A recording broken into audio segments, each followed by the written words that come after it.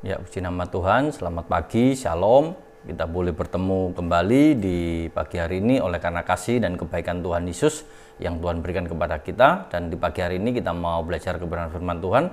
Sebelumnya kita mau berdoa terlebih dahulu. Bapa kami dalam surga, dalam nama Tuhan Yesus kami mengucap syukur buat segala kebaikan dan pertolongan yang Tuhan berikan kepada kami. Di pagi hari ini kami boleh menikmati kasih setia Tuhan yang baru. Dan sebentar kami mau mendengarkan kebenaran firman Tuhan dan Tuhan memberkati setiap anak-anak Tuhan yang mendengarkan kebenaran firman Tuhan di pagi hari ini. Di dalam nama Tuhan Yesus kami serahkan dalam tangan Tuhan. Haleluya, amin. Ya, puji nama Tuhan. Di pagi hari ini kita mau belajar kebenaran firman Tuhan di dalam 2 Raja-Raja pasal yang ke-6, ayatnya yang ke-15 sampai ayat yang ke-17. Saya akan membacakannya demikian. Ketika pelayan abdi Allah bangun pagi-pagi dan pergi keluar, maka tampaklah suatu tentara dengan kuda dan kereta ada di sekeliling kota. Lalu berkatalah bujangnya itu kepadanya, "Celakalah tuanku, apa yang akan kita perbuat?" Jawabnya, "Jangan takut, sebab lebih banyak yang menyertai kita daripada yang menyertai mereka." Lalu berdoalah Elisa, "Ya Tuhan, bukalah kiranya matanya supaya melihat maka Tuhan membuka mata bujang itu sehingga ia melihat, tampaklah gunung itu penuh dengan kuda dan kereta berapi sekeliling Elisa. Ketika orang-orang Aram itu turun mendatangi dia, berdoalah Elisa kepada Tuhan, "Butakanlah kiranya mata orang-orang ini." Maka dibutakannya mata mereka sesuai dengan doa Elisa. Puji nama Tuhan, di pagi hari ini kita boleh belajar tentang kisah yang mengingatkan kita tentang apa yang harus kita lakukan di dalam menjalani kehidupan kita. Ketika kita melihat di dalam ayat yang ke-7, di mana ada kata berdoalah Elisa. Dengan kata lain, di pagi hari ini kita diajar untuk senantiasa berdoa ketika kita melihat ada masalah yang besar yang ada di depan mata kita. Demikian juga di dalam kehidupan kita, memang hidup ini tidak mungkin hidup yang selalu enak, yang selalu nyaman. Tetapi hidup kita pasti kita hadapi dengan berbagai macam permasalahan. Orang yang memiliki kekayaan pun tidak selamanya mengalami ketenangan, tetapi dia juga mengalami berbagai macam permasalahan. Ada waktu-waktu yang harus kita lalui. Nah, di sini kita boleh belajar satu kisah di mana tindakan Elisa di dalam menghadapi melawan bangsa Aram. Dan di sini kita bisa melihat bahwa Tuhan memberikan pertolongannya yang luar biasa.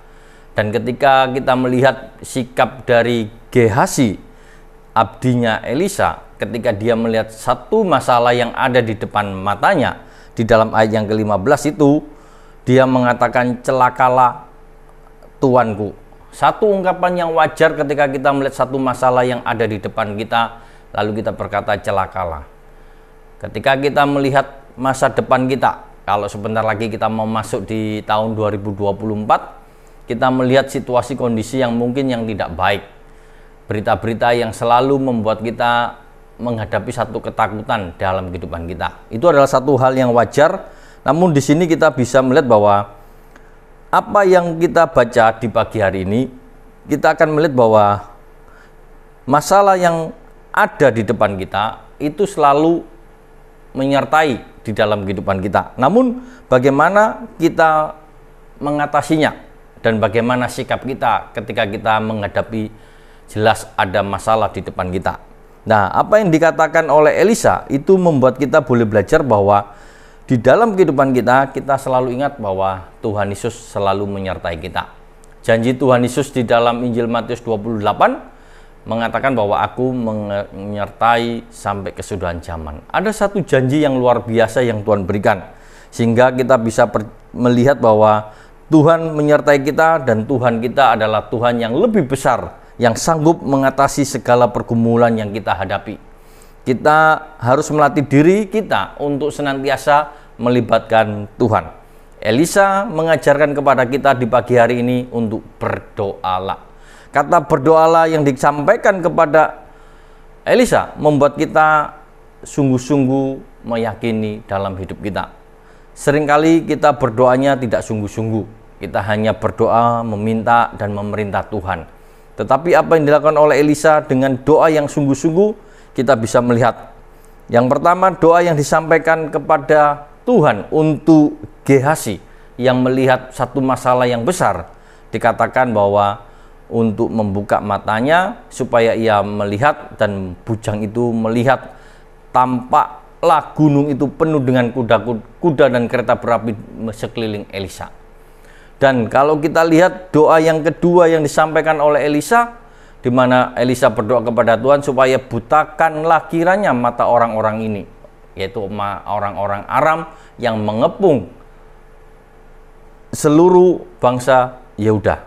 Nah, di sini kita bisa melihat seluruh bangsa Israel. Nah, maksudnya di sini kita bisa melihat bahwa Allah bertindak dengan luar biasanya, menunjukkan kebesarannya.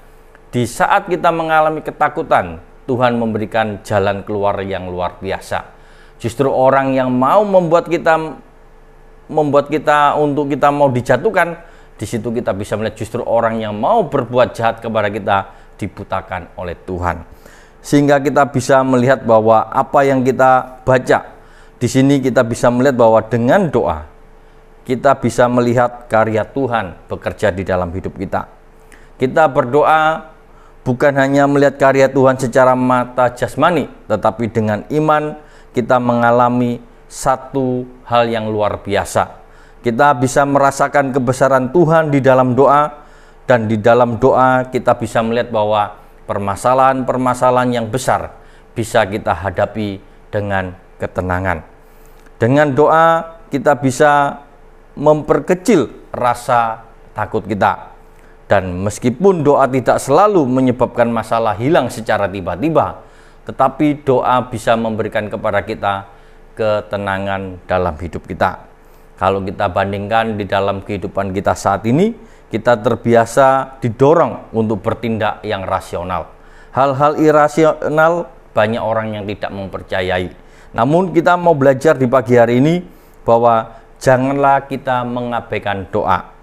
Di dalam kita menghadapi permasalahan hidup dan kita sebagai anak Tuhan, jangan kita pernah meninggalkan doa. Biarlah doa itu menjadi bagian dalam hidup kita, sehingga kita benar-benar mempergunakan doa itu dengan sungguh-sungguh. Dan kalau kita lihat bahwa ketika kita menggunakan doa di dalam hidup kita, maka kita bisa melihat melalui doa penyertaan Tuhan yang tak terbatas itu hadir dalam hidup kita. Kebenaran firman Tuhan di pagi hari ini kita diingatkan, tahun 2024 ada di depan mata kita. Tahun 2023 sudah mau berakhir, tinggal 1 bulan. Di saat inilah kita mau hanya bisa berdoa. Apapun situasi dan kondisi yang saat ini kita hadapi, kita mau menjalani dengan berdoa kepada Tuhan.